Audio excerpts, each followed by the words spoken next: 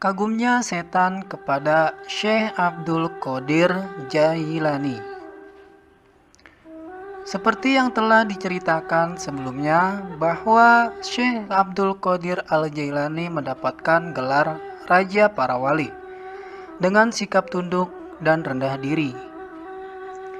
Begitu beliau sudah mendapatkan gelarnya, justru malah tidak mudah menjaga gelar itu dari godaan-godaan setan. Karena semakin tinggi kedudukan seseorang di hadapan Allah Subhanahu wa Ta'ala, maka ia harus siap menanggung ujian yang lebih berat lagi dari Tuhannya.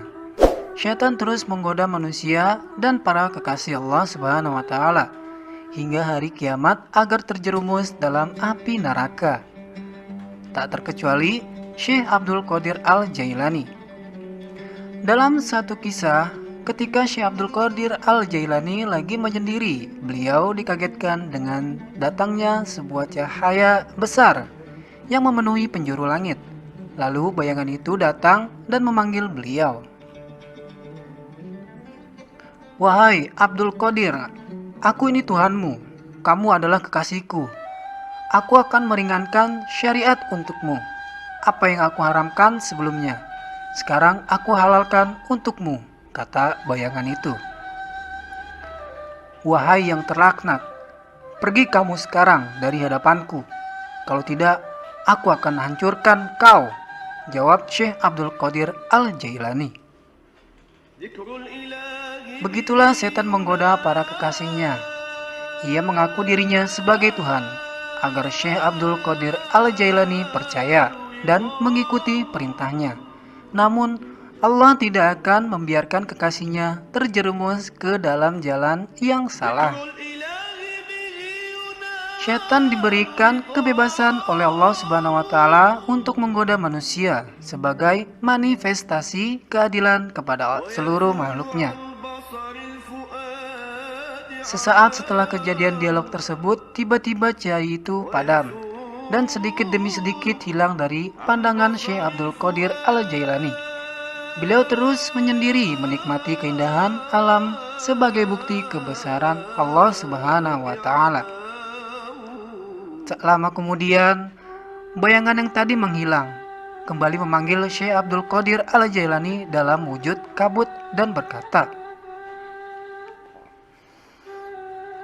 "Kamu selamat dari godaanku, wahai Abdul Qadir, karena kedua alasan. Pertama, karena ilmumu atau fikih yang telah melekat dalam jiwamu, engkau mampu membedakan mana yang hak dan mana yang batil. Kedua, karena kondisi spiritualmu dan ibadahmu. Allah Subhanahu wa Ta'ala membukakan hatimu dan membimbingmu menuju jalan yang benar," tegas kabut tersebut. "Apa yang aku miliki saat ini semuanya hanya milik Sang Pencipta. Aku selamat darimu berkat Tuhanku," jelas Syekh Abdul Qadir Al-Jailani. Perlu kamu ketahui Abdul Qadir, aku telah menyesatkan sebanyak 70 orang ahli ibadah dengan cara seperti ini dan hanya kamu yang selamat. Dari mana kamu tahu bahwa aku ini setan?" tanya kabut itu. "Semua karena fadilah Allah Subhanahu wa Ta'ala, aku diberi petunjuk olehnya melalui perkataanmu. Apa yang aku haramkan sebelumnya, sekarang aku halalkan untukmu, dan saat itu aku yakin kamu adalah setan. Karena kalau memang Allah Subhanahu wa Ta'ala ingin menghapus syariatnya, tentulah orang yang pertama kali akan terlepas dari syariatnya adalah para nabi. Dan itu sangat mustahil," jawab Syekh Abdul Qadir Al-Jailani.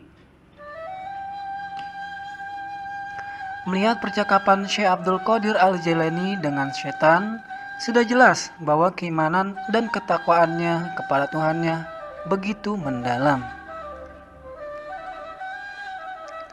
Hal itu sudah barang tentu tidak lepas dari ilmu yang dimiliki beliau. Begitu pentingnya ilmu, tak heran jika Rasulullah SAW selalu memohon tambahan ilmu kepadanya. "Dan katakanlah Muhammad, ya Tuhanku, tambahkanlah aku ilmu pengetahuan." Ada hikmah menarik dari kisah di atas. bahwa kita harus selalu menimba ilmu. Karena dengan ilmu itu kita akan selamat dari godaan syaitan. Perlu diingat bahwa syaitan tidak akan pernah berhenti menggoda manusia hingga kiamat. Sebagai manusia yang tidak lepas dari salah dan keliru, sudah sepatutnya terus belajar menempuh diri dengan ilmu Allah Subhanahu wa Ta'ala. Sudah banyak di dalam hadis maupun Al-Quran penjelasan akan pentingnya mencari ilmu. Salah satu perbedaan antara manusia dengan yang lain adalah aspek akal. Dengan kelebihan itu, manusia dapat menerima ilmu. Sebagaimana Allah Subhanahu wa Ta'ala mengajarkan Nabi Adam alaihissalam akan nama-nama benda yang ada di muka bumi ini. Dalam surat Al-Baqarah ayat 31, Allah Subhanahu wa Ta'ala berfirman, "Dan dia ajarkan kepada Adam nama-nama benda semuanya, kemudian dia perlihatkan kepada para malaikat. Seraya berfirman, sebutkan kepadaku nama semua benda ini, jika kamu yang benar." Melihat firman Allah Subhanahu wa Ta'ala tersebut telah mafhum bahwa manusia memiliki kelebihan daripada makhluk yang lain. Namun itu semua kembali kepada manusia itu sendiri. Bisakah manusia tersebut mempergunakan kelebihan itu sebaik mungkin? Perlu diketahui bahwa posisi manusia berada di antara setan dan malaikat. Jika manusia tidak mampu menguasai hawa nafsunya, maka ia lebih buruk daripada setan. Sebaliknya, jika manusia mampu menguasai hawa nafsunya dan mengikuti perintahnya, maka derajatnya lebih tinggi dari malaikat. Wallahu a'lam bishawab.